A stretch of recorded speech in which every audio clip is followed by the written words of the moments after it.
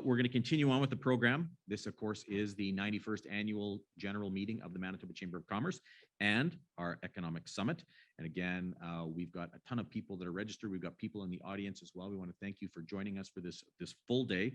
Again, if you want to follow us on social media, you can do so at hashtag MCC22MES on Twitter, Instagram, and Facebook.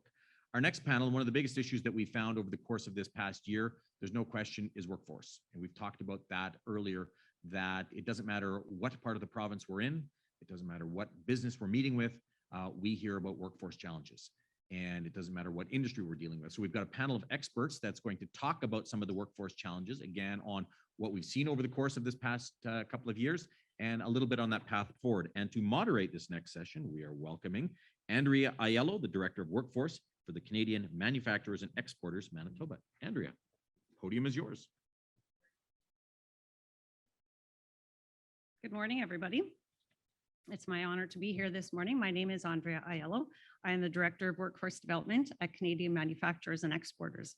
I've spent my entire career in the manufacturing sector, primarily in human resources. So my job has been to attract and retain new talent and talent into manufacturing, which has always been interesting at the best of times, let alone right now. I joined CME approximately 3 years ago to lead the Sector Council program. The manufacturing sector in Manitoba includes 60,000 employees. We are struggling today to find more people for our sector, and we're not alone, which is why I'm thrilled to be having this conversation with our panel this morning. Manufacturing and every sector is experiencing a critical labor shortage in Manitoba. Employers are reporting difficulty recruiting and retaining employees at all skill levels and the talent that is necessary to grow every business. The pandemic has really only exacerbated these issues and the challenges at hand. As we emerge from the pandemic, we really desperately need both short-term and long-term solutions to this issue. And we've got a problem of jobs without people and people without jobs. Without a focus and investment in addressing these challenges specifically, we cannot effectively support our Manitoba businesses as they chart their paths towards economic recovery. I'm so pleased to be moderating this panel this morning with leading Manitoba experts in post-secondary education, in immigration, and human resources as we discuss shaping, recruiting, and retaining tomorrow's talent in Manitoba. It is now my pleasure to introduce our panelists. I'd like to begin by welcoming Paul Holden, Executive Chair of Education Canada Group. Paul, welcome here. If you wouldn't mind taking a few minutes to please introduce yourself, your organization, and your initial thoughts on the challenge at hand. Andrea, thanks, absolutely.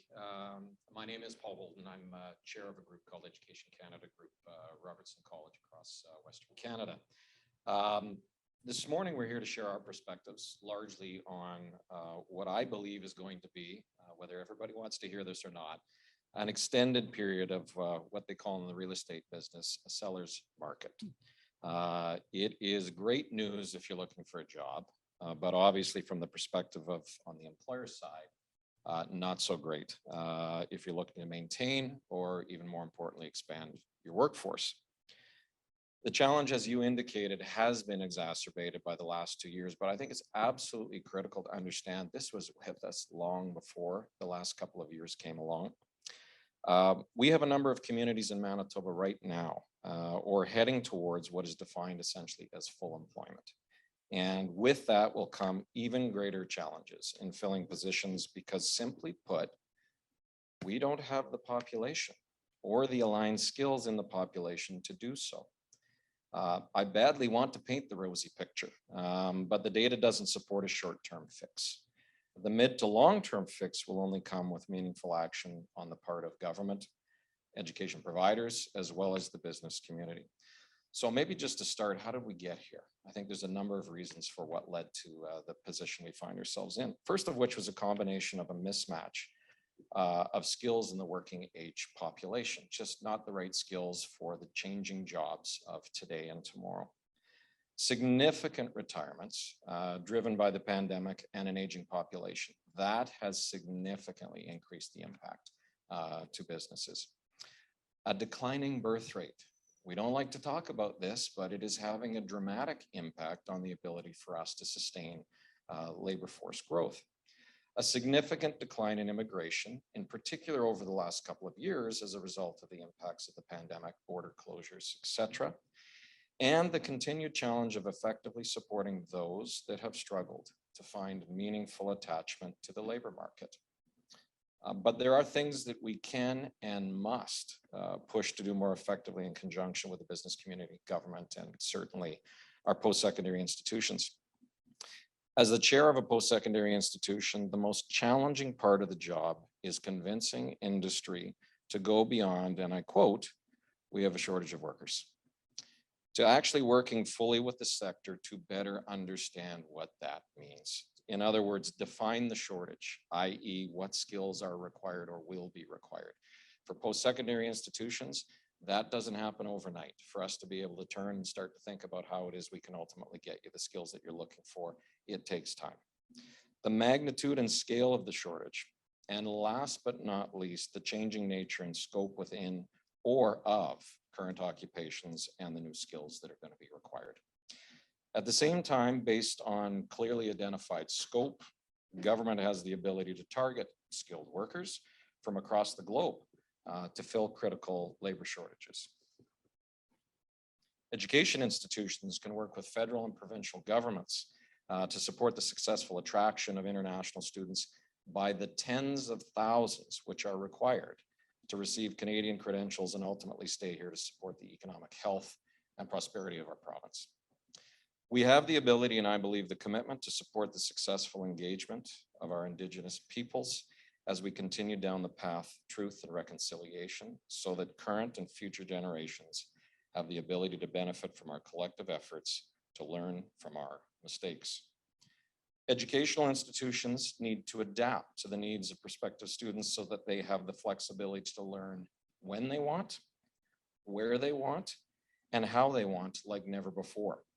And if the workplace has changed so fundamentally, then so too should those that are supporting our future workforce creation. And finally, at least for now, there are going to be, for a time, less people available to work. And as a result, focus needs to be on placing additional efforts on upgrading those in the workforce to be more productive as we can ultimately work our way through these challenging times and the unprecedented labor shortage. It's going to take leadership on the part of all I've included in the discussion. There is a series of solutions and fixes, but they are not short-term in nature. And I look forward to the discussion this morning. Great. Thank you, Paul. Next, I'd like to introduce Judith Hayes, Executive Director of Manitoba START. Judith, welcome. Thank you.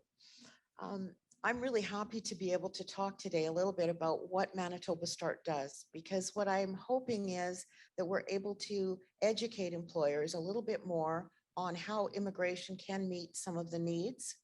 So I think to talk a little bit about our organization, Manitoba START, we are sponsored and supported by provincial and federal government. Therefore, we are able to offer services at no charge to employers. So this is a real benefit to the business. And we can help businesses tap into a qualified source of potential employees. We call them newcomers. Some people call them immigrants. We like to use the term newcomers to Canada. So I want to talk a little bit about our clients. We have two sets of clients that are equally important. That is, of course, the newcomers that are arriving and the businesses in Manitoba that require labor market support. So if I take a look at some of the work we do centralized intake, and that is registration for all newcomers arriving in Winnipeg. And you might say, well, what does that matter to businesses? Well, what it does is it allows us to collect data, and it allows us to search specifically for particular skill sets that businesses need. We also offer career services for newcomers so that we help them with developing resumes, practicing interview skills, and understanding what I'm going to call a Canadianized approach to job hunting. Then we also have job matching services where we take a look at a newcomer's skills that may look slightly different in Canada, and we try to match them up with the skills from a business. And finally, we do staffing, the normal staffing that we're familiar with, and we do a lot of diversity training for businesses as well. And we've been doing that diversity training for the last 7 years. So this is not new for Manitoba Start, but I'm not sure that everyone's aware of some of the things we do. So when we talk about business, we can select clients according to backgrounds that people are looking for. We can pre-screen selected clients against what a business is looking for. We can advertise positions, and we have a job board on our site. And we also have a monthly newsletter that goes to 17,000 newcomers. So sometimes we will advertise positions or jobs or special educational opportunities to that large group. We do hiring events. Now, we always used to do them in person. Over the last couple of years, we've been doing them virtually, and now it will be a mix. And we have a work experience program where we can help an employer by supporting salary for 8 weeks while they maybe train a newcomer and maybe take some of the load of training costs off, so that after the 8 weeks, that employee becomes part of the organization and some of the training has been accomplished. So let's take a look. I said we collect demographics, and I think that's really important. Our dashboard will very shortly be up on the website for all businesses to take a look at. So demographically, 85% of the newcomers that arrive at Manitoba Start, and remember, we are actually registering everyone, have education levels between 13 years and in excess of 16 years of education. So I think when people understand better who's coming, that's people with bachelor's degrees, people with master's degrees, with PhDs, with specialized backgrounds like accounting, nursing, lots of highly skilled newcomers. And of those, 60 to 70% are provincial nominees. And for those who aren't familiar, provincial nominees are those hand-picked newcomers who have a specific background that the province of Manitoba has determined is essential to the labor market in Manitoba. So we're trying to do a match between who we bring and what we need. The average age is 31 to 40. And we look at what countries people come from as well. So in the last year, our big countries were Nigeria and India. And we know with the pandemic, planes were grounded, getting here was difficult, but we still had people arriving. So I think finally, I just want to talk about some of the innovative things that we've looked at. We run a program with the credit unions that I really think is a wonderful business partnership program. This program has been operating in excess of 10 years. We work with a variety of credit unions, so there might be 4 or 5 or 6 credit unions in an intake, and we will identify newcomers that have a financial background, and we have a large number. And again, I'm going to go back to our database, how important it is that we can select that background. And then we will do assessments according to what the credit union would like assessed. We will set up interviews. The credit union will then select people that they think are going to be successful in their organization. There's a 1-month training, which used to be in-person training. In the last couple of years, it's been virtual training. And that's followed by part-time employment at the respective credit unions. Once people start work, they are almost always offered full-time employment. And when I look at the numbers, I'm going to say very close to 100% of the candidates that have gone through this program in 10 years have ended up with full-time employment within the credit union system. And the credit union has, I say credit union, but it's credit unions, many of them, have really tapped into the potential that these candidates have. So many of them have moved up into the situation. And I remember I used to go to Assiniboine Credit Union for my personal banking, and I would see many of my own clients working there and saying hello. So they were able to move forward in their careers. We're trying to duplicate that program right now with the film industry, and we have duplicated it in a slightly different way with pharmacy technicians. So it's a way to take people who already have background and then really help a business utilize those skills that might not otherwise be utilized.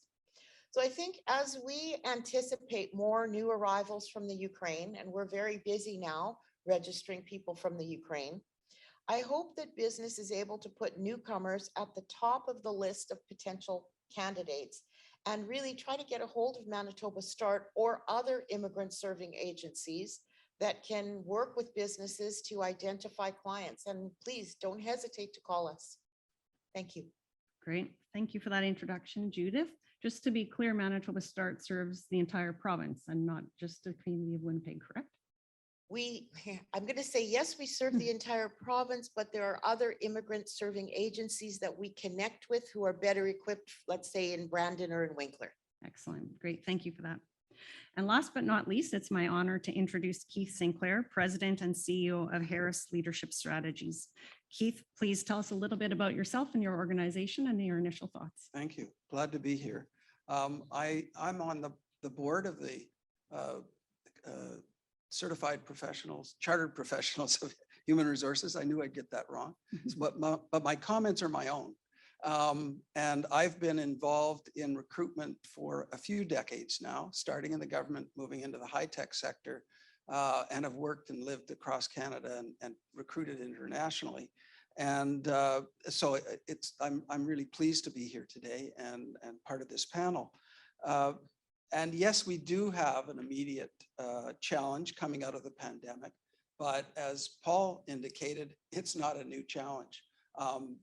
We've had this challenge facing us for several decades, and we're still talking about a similar issue.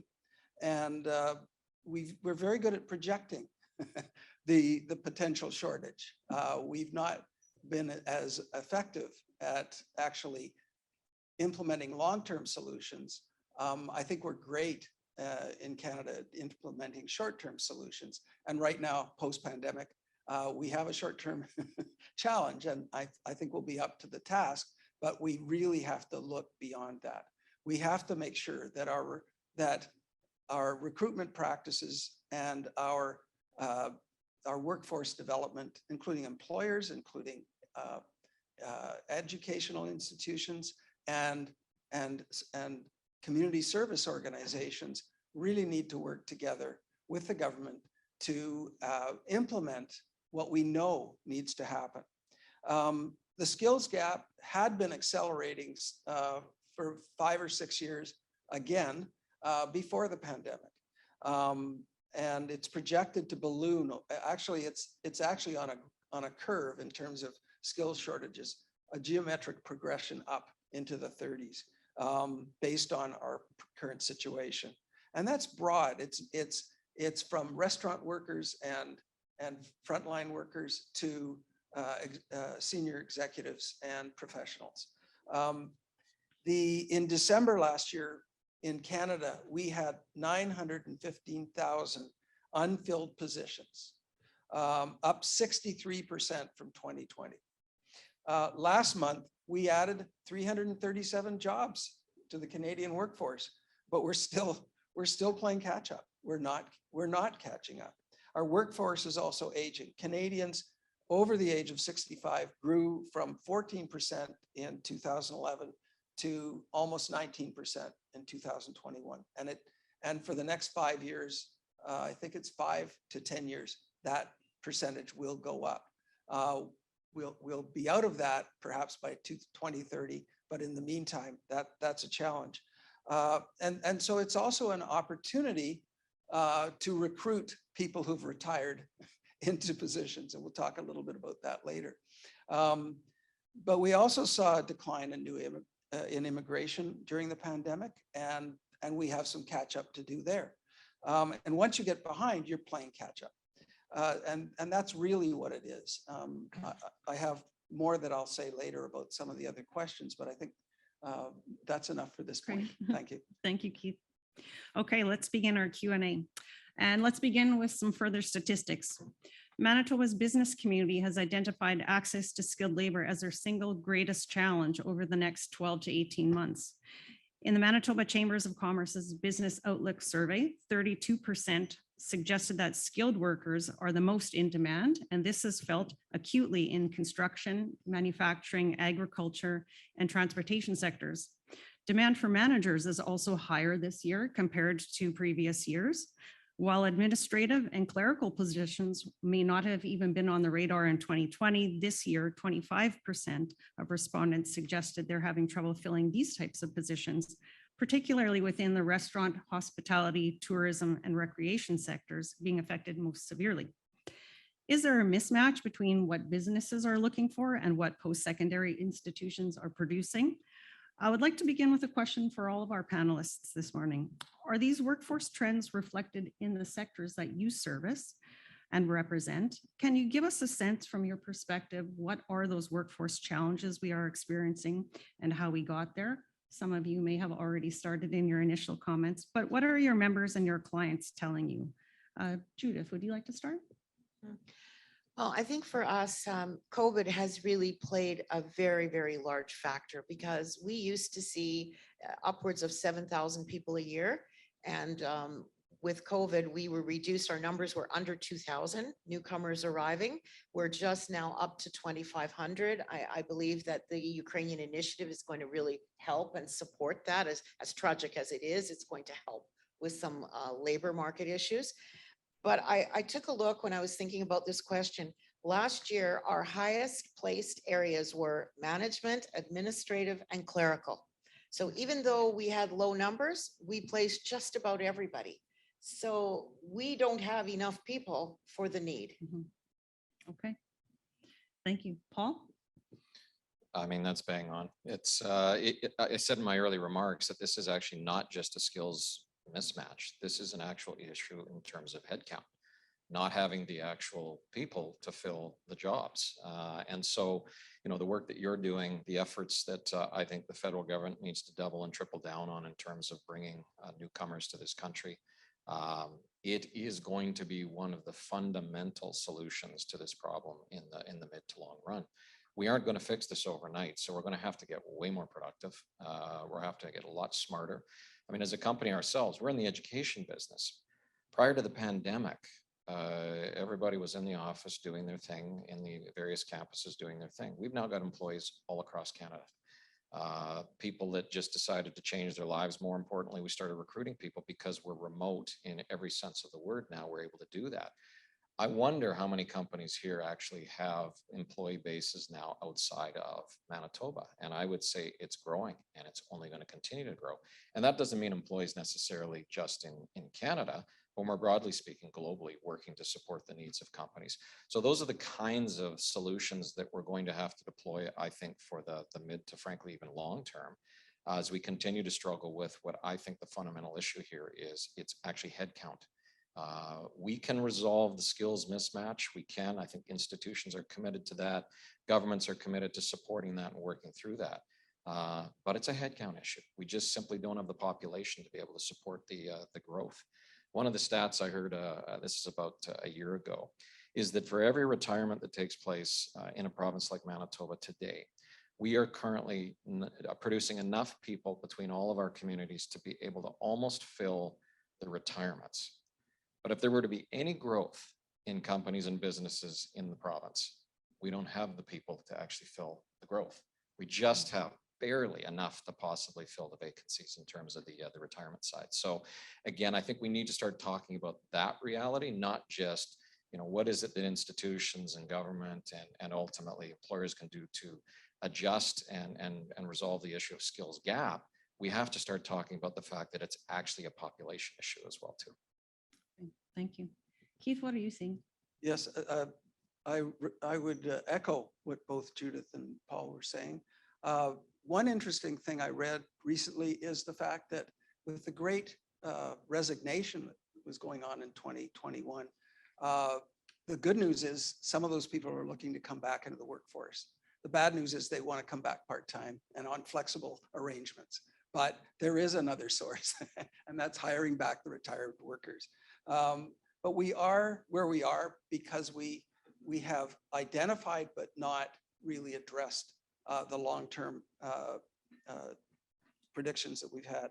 In the 80s, I remember there was a prediction that we would be tens of thousands of engineers short to serve the requirements of industry and in the year 2000. Well, in 2020, over 1/3 of our working engineers, there's 250,000 professional engineers in the country, over 1/3 of them are eligible to retire. So we're not further ahead than when we saw we would be back in the 80s. So we haven't addressed these needs. And our economy, our quality of life, as Paul said, it's one thing to replace. We also have lots of opportunity to grow. And if we don't locate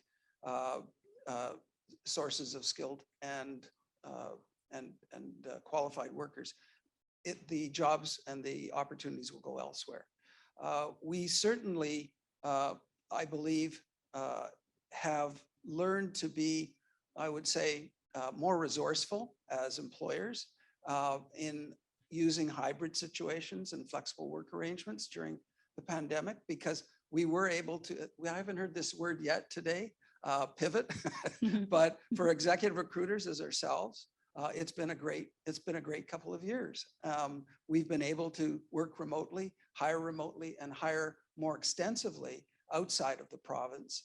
But a lot of people are negotiating for remote work arrangements. They'll do a job here, but from Calgary. Or they would like a hybrid work arrangement if they're going to work locally. And so we're seeing more of that, and people have the ability to ask for that. But so employers have to be more flexible. Long-term, I think we've seen long-term trends occur that we've been working more virtually. I was in the software sector.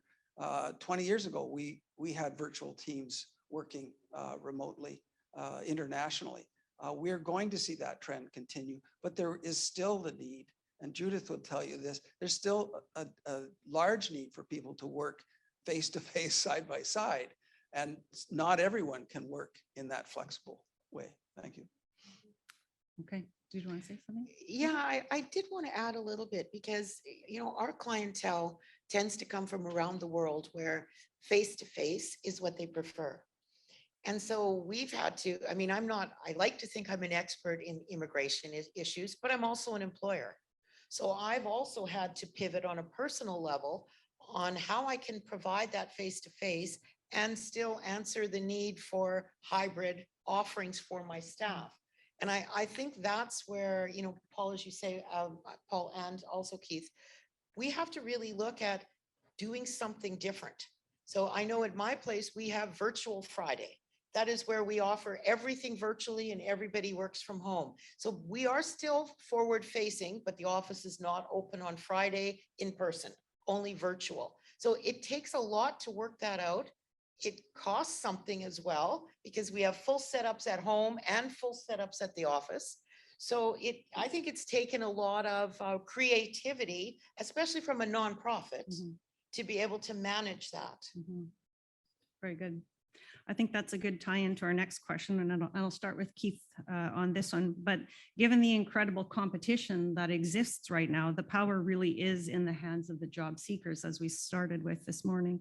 What are some of the newest trends and job seeker demands that you're seeing, and what can employers do to respond to those trends where possible? Thank you. One we're seeing, or one that's being talked about right now, I don't know how it's going to be resolved, is the idea of a 4-day work week and maintaining productivity while going to a 4-day work week. In a service business, a professional service business like ours, we've had that dialogue within our staff, but we need to be there for our clients. So it's going to be interesting how that occurs, unless everyone decides Friday's the day we take off. But as an executive recruiter, we've increasingly relied on virtual and online tools, as I said, for over a decade to source, connect with, and interview candidates. During the pandemic, it became 100% virtual. That includes making offers with people that have not met face-to-face. We had a situation during the period when you had to, I guess, isolate yourself for 4 weeks, that someone coming from BC to Winnipeg for an interview was going to have to isolate for 4 weeks, have an interview, and go back to BC and isolate for 4 weeks. So we actually made offers from out of province to virtual candidates. But it's enabled us to do, as a search firm, more searches on behalf of remote customers. So we've been doing work for customers in BC, Minnesota, Alberta, Saskatchewan, and so forth. a lot easier. And so it's become more competitive for executive recruiters because everybody can do that. But it's also shortened and made more productive our recruitment process. People are more available for interviews because they don't have to find an excuse to book off, come down for an interview and meet with us. We don't have to fly to different cities. And so we can fit more people in a shorter period. And people are actually more willing to come forward, knowing they're marketable, in order to be available for an interview, because it's only an hour and a half out of their day, and they find and it's virtual. We're seeing more interest as well, people negotiating for hybrid or remote work arrangements. For hard to find skills, hiring remote workers really expands talent pool. And there are some very tough to fill positions like solutions architects and so forth. We're finding that employers are open to virtual teams. It's also a candidates market. They can demand these things, and they're in addition to competitive salaries, as well as perks and benefits. So we're seeing that happening. What can employers do? Well, be flexible. And I think Judith mentioned this. I think that you can't overstate that. It's being flexible, but also that you must make sure that you're still getting the job done and you have people doing the work that's required. So it isn't about going fully remote. It's about finding ways to adapt and be flexible. Hire for potential, not just experience. It has been a preference of employers to hire people who've done the job before. We need to do a better job of hiring for potential. And that means more use of skills tests and behavioral assessments. Commit to diversity, equity, and inclusion, and as well as reconciliation, as not just a core competitive recruitment strategy, but that means you have to also transform your workplace to actually allow inclusion, as opposed to hiring people who are diverse and having a work environment that doesn't support that. So it's more than just the recruitment side. It's also making sure that your work environment supports that, and use technology. And we've been doing that while ensuring you can connect on a face-to-face level at the same time. So it's leveraging technology. So jobs with people-facing duties will not soon be replaced by AI, but the process of recruiting will leverage technology more so. Thank you. Thank you. And the skill set required for the AI positions and the automation and advancements will be a little different as well, which if done right are more compelling for more people. Thank you for your responses to that. And Judith, I know you'll want to comment more on the diversity and inclusion, and we'll come back to a more fulsome question on that in a moment. But Judith, this next question is for you. Though the overall unemployment rate in Manitoba is quite low, there are still significant pools of underserved communities, of which newcomers are one. They may struggle to find employment that fully maximizes their skills, their experience, and their education. Many of those individuals will initially, at some point, take a position that is beneath their qualifications. And what we sometimes see is that conversation does not get revisited at a later point. Perhaps the resume gets put into an employee file and it never comes up again. And that potential then is not fully maximized. What can be done by both the employer and the employee to continue to revisit their potential and support growth for both themselves and the organization? This is a complex question, but I'm going to say that we have some particular hurdles. And I think that the roadblocks or the hurdles fall under, I've kind of identified three categories. And that is the desire for many employers to have Canadian experience. And when they hire, if they don't see Canadian experience, they aren't interested. I think that this is really, it's catastrophic for our clients, but it is also seriously, I think, not forward thinking. You know, we have to think a lot of times everywhere in the world, the business that you do here thrives in other ways, in other places, with other people managing and supporting the staff in ways that are not familiar in Canada. So we need to understand that even without Canadian experience, the experience of that work and of being successful and, you know, really getting the potential from employees is happening all over the place. So now it's up to us as employers to look at people and say, could, is there a particular look that I'm thinking of or a particular personality? Should I be more open to who can do and be successful in that job? Or do I have maybe a roadblock in my own mind about exactly who it is that I think I need to hire? And should I be more open? So I'm going to go back to some of the things Keith said as far as interviews go. We have to understand, how do we ask those questions? I'm going to go to the next roadblock, which is cultural. How do we actually make sure that we're able to hear what we want to hear? And in Canada, we want to hear, I did this, I did that, I can do that.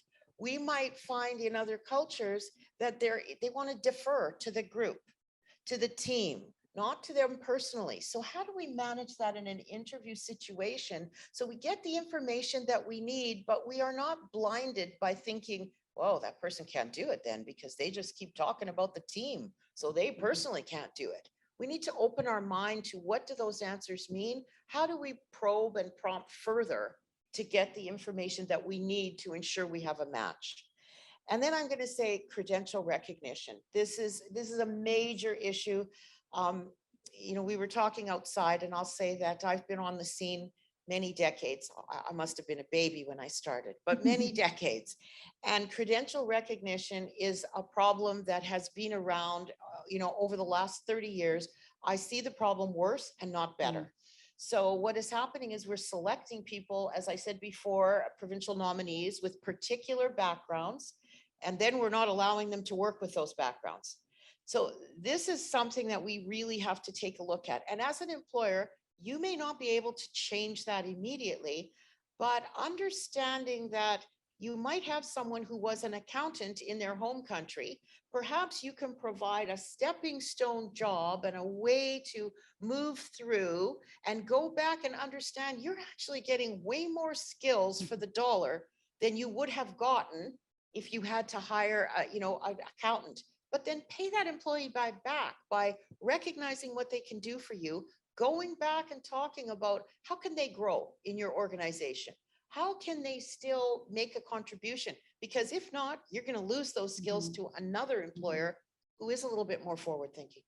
Yeah, you're right. Paul, you want to add something? I mean, again, you hit the nail on the head. When I think of being in the business of education, one of the greatest frustrations that we have is just exactly that. Individuals that come to this country with skill sets, with qualifications, with certification, and they can't get it recognized. And more importantly, I do believe that our systems are still designed, meaning our infrastructure, our regulatory environment, the accrediting bodies, they're all designed to find ways to say, why not? As opposed to how can we find a way to take what you've come forward with, ensure that those skills are what they are, and more importantly, allow you to gain access to the labor market in a profession that essentially follows through on Canada's commitment to you when you came here, that you would be able to ultimately act that way. There are so many things we can do to fix this, but it honestly does take, I think, a fairly large systems change, a regulatory framework that allows for the how can we as opposed to why not. And on the accreditation side, being able to put in place those structures that allow for the ability to assess and then recognize so that people can actually ultimately be successful. So again, on that side, I would say that there are people absolutely significantly underemployed today, that there is so much we could be doing to enhance their ability to move up. Keith, before your comments, I just want to mention to that you'll be pleased to know that one of the goals of the Immigration Advisory Council is to look at the credentialing piece specifically amongst several other goals. But Keith, please. Yeah, I've been engaged on the ICT Council of Canada for, I guess, about the last 20 years. And we had actually a bright spot was a program we had for internationally trained professionals on the IT side. And I would say that is it's not perfect, but that system seems to be working. I would say where there's stronger professional credentials, such as in the medical fields, in engineering, in accounting, there have been more roadblocks. But if you look at the IT sector, it's a model for success. The challenge is still, though, is at the management level. Certainly people are being hired as technology experts and software development and hardware development, firmware and so forth, but they have less success reaching the executive ranks. And that's a continued challenge that we have in the ICT sector. So, but it is a bright spot, and I see that working. And we did have, I think in the early 2000s, a program that directly addressed that. And it is, you don't see the need for, there is the need for professional and technical certifications, but it's easier in that sector. Go ahead. If I could just add one more thing, I think one thing I do at my organization is I do heavy training, heavy duty training. And it doesn't mean I don't have churn, because I do. I have people moving. But I like to think that we are part of a bigger system. It's not just about my organization. It's about that bigger system that if I help to train people, then they help another employer. So when it comes to people who have credential recognition, if employers can work with them to support while they try to get their credentials recognized, it will build loyalty, but it will help to build the bigger picture of having more credentialed, skilled people for all employers to be able to choose from. Yeah, that's an important point. Thank you. Okay, Paul, question for you. Over the past few years, industry has seen an increased effort by post-secondary and career training institutions to engage with industry in a meaningful way. While the content, relevance, and demand may be closer to meeting our needs, it is still felt that many graduates are quick to leave the province at their earliest opportunity, which still means we're short. What is your message to employers and to others on how we can better promote the opportunities, careers, and quality of life that can be found here in Manitoba? You know, it's interesting because on that one, I'm actually less convinced that the issue is brain drain, meaning people leaving the province to other jurisdictions. I still think it really goes back to headcount and just not having the population to be able to effectively support the growth as well as the exodus of people from the workforce. But I can say this, that where that is occurring, we are at like revolutionary times in terms of the things that employers are going to need to do to attract and maintain their workforce. We're going to have to think very differently about what we offer. Keith, you made a reference. December of this past year, we made a decision as a company that is traditionally a very face-to-face business to go to a 4-day work week and to permanently stay with flexible work arrangements in terms of the rest of the week. Ironically, we put in place the right measures to measure whether or not we were seeing success and whether or not we were starting to see significant reductions in productivity. The reality is we've seen significant increases in productivity. People work when it makes sense for them to work. At times it can be midnight till 3 in the morning if that's what they want to do. It's just that flexibility, and we're lucky as a business to be able to do that. But who would have thought an educational business could actually do that? I mean, that is such a traditional way, the way in which we do education, but we were able to make that pivot and make it work. So I really do believe that there's a lot of effort and emphasis that's going to be required on looking at meeting your employees where they want you to meet them, as opposed to here's the manual, read it. This is how we do things. Thank you very much. It's a new world. And it doesn't really matter what the business is. I really do believe that if you put your brain to it, you can come up with ways of maintaining and attracting new workers into to the labor force. So I'll leave it up to the rest of the panel to comment. I have one statement to make. Employers should aggressively hire new grads. Don't just look for people with experience. That's what happens to when people do leave the province. It's because multinationals or transnational companies have a strategy of going to schools and hiring people as they graduate. We tend to wait until they have some experience that we would, and as you say, Canadian experience that will validate them as a potential employee. But by then, a number of their colleagues have left, or schoolmates have left the province. So I would say just be a little more aggressive on making new grad hires a strategy for your organization, because that's a great source of talent. And if you wait, they will be gone. And a lot of new grads don't leave the province because they wanted to leave the province. I find a lot of, I've lived across Canada, but I find a lot of Winnipeg students don't want to leave Winnipeg, but they do if they don't have the same opportunities. Go ahead, Judith. Yeah, our situation is a little bit different because many newcomers are coming from much better climates than the climate we have here. But I think we all have to start being ambassadors of Manitoba and of Winnipeg. And I think that's critical. We see now that the Ukrainian Congress has been just a tremendous ambassador. And we're receiving many, many people who want to come from the Ukraine. Now, there's other countries where we're expecting people and they don't want to get off the plane. They've heard bad things about Manitoba and Winnipeg.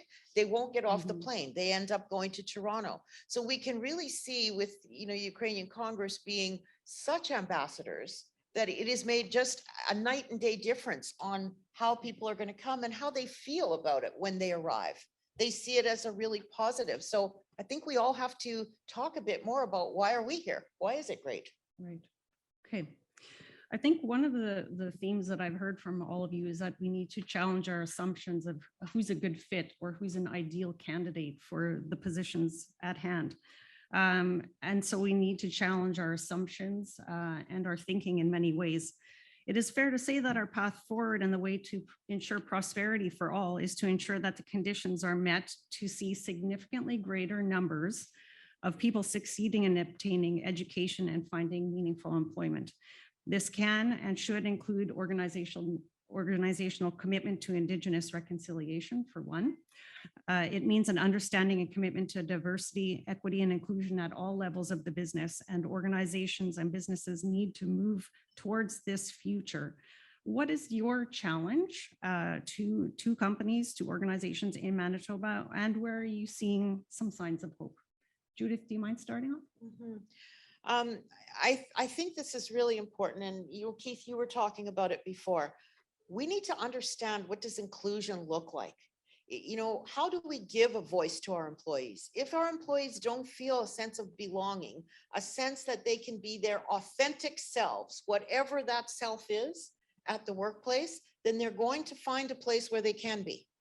And as much as we want to do distance work and we want to work virtually, there is still a large percentage of employees that want to feel part of, at my place, we call it the Manitoba Start family. And they want to have that connection. So it isn't just talking about it, as you said, it is about what is it? Because maybe I can't identify what gives someone else a sense of belonging. I need to hear their voice, and I need to hear what they feel will make them feel comfortable. I think for us, we do a lot of diversity training. So I think that's helpful. But what we've been doing a lot of lately is helping organizations develop a framework for bringing in a DEI strategy into their organization, where they are going to listen to people and they are going to use the input of their staff to make the changes in the organization. So it isn't, I think they should be focusing on certain things. It's what does their staff and their component think that organization should focus on and how. So I'm feeling encouraged that we're getting that call quite a bit more than we used to. Excellent, thank you. Keith? Yes, as I said in my previous comments, you want to make a commitment, and that commitment really is driven by transforming the workplace. It's not just about hiring. But in your hiring practices, learn, I think something really important for us colonials is to learn what unconscious bias means, to really understand what that means, because it's unconscious bias. And in order to become conscious, you have to learn about that. And And so that to me is kind of the key to that. And then people want to see themselves reflected in their workplace. So hiring one or two does not create a community. You need to make sure that you're following through and really generating a diverse workforce. Great, thank you. Paul? Define your culture. I mean, so many companies have gone through the process of saying, you know, there's a trend, we should bring somebody in, we should do some training, et cetera, et cetera. But once you've done that, which is important in terms of the early steps, you really then need to define your culture. Who are you? What's working? What's not? And that has to come from your entire employee base. What do you want this company to look like in terms of its face, in terms of its progress, how we support people, et cetera. And once you've defined it, you need to action it, because the absolute worst case scenario is you define it, you release it with a whole bunch of hoopla, and at the end of the day, you do nothing to actually practice what it is that you put in place. So I think defining that culture and actioning the culture at the end is a huge stepping stone. And when people see you action that, they take you more seriously. And I will tell you, you start to attract some top talent. Why? Because word gets out. It does. Friends and family talk to friends and family who talk to friends and family. All of a sudden you become an employer that I want to be a part of. It makes a huge difference. Excellent. Thank you. Okay, we've got time for one last question, and I'll pose it to all three of you. If you could speak directly to the different levels of government right now, what would your message be to them about the serious workforce challenges we're seeing in Manitoba? What are some short-term solutions that can be adopted now and longer-term solutions that might be needed? And I think, Paula, you said there are no short-term solutions, but I'm going to challenge you to come up with one. Oh, you know, it's really hard to come up with a short-term solution because, you know, what we're talking about requires headcount to actually fill vacancies. That's really a big part of this discussion. And, you know, we've got a huge setback. The last couple of years have impacted that profoundly, and it was a problem before. So I think the conversation's happening. That's great. But for the first time ever, can we move the conversation from that to action? And I think the province has got some big projects underway right now, and particularly on the immigration side, but there is so much more that we can be doing to address this issue. Good. Okay. Judith? I think for short term, and of course, remember that we are funded by both government levels of government. Careful so now. Be cautious. It is. But I think in the short term, when we look at the Ukrainian response, I think that this is an initiative that it's humanitarian, but it is also workforce focused. And we were able to, you know, I used the big we, but the province was able to actively get going on this response so that we can get employees. And I mean, we've already registered over 100 new Ukrainians here, and we haven't got them all yet. So that is going to be significant. Long-term credential recognition is something we cannot avoid. We have to look at it, and we have to start recognizing the skill set that's already sitting here underutilized. Great. Thank you. Keith, final comments? I'm going to echo Paul a little bit by saying we need short-term solutions or implementation of long-term solutions. In other words, we've got to put more urgency into what we already know we need to do. And I would say invest quickly, short-term in training, education, and back that up by other activities such as addressing poverty, homelessness, access to healthcare, including emotional, mental health care, and making climate change an immediate priority. It's an ecosystem, and the health of our ecosystem is going to reflect in the health of our economy. And it's not just about looking at jobs and employers and employees. It's about our society and what we do to make our society a sustainable one. Great. Thank you. I think we could have gone on for much longer, but on behalf of our attendees, I would like to extend a special thank you to our panelists this morning, Paul, Keith, and Judith, for sharing your insights and expertise with us. It was a real honor. Thank you. All right, thank you, Andrea, for leading us through that discussion as well. A terrific discussion. Paul, I was expecting those. I wanted those solutions, like what can we do tomorrow to fix everything on this issue. I know it's I know it's not an easy one, but I really appreciate the discussion and a terrific discussion in terms of what some of the challenges are. And I think in terms of really changing that workplace culture, I think that's something that a lot of takeaways that you guys talked about today, that a lot of businesses that are listening will be able to take away as part of this, as part of solution.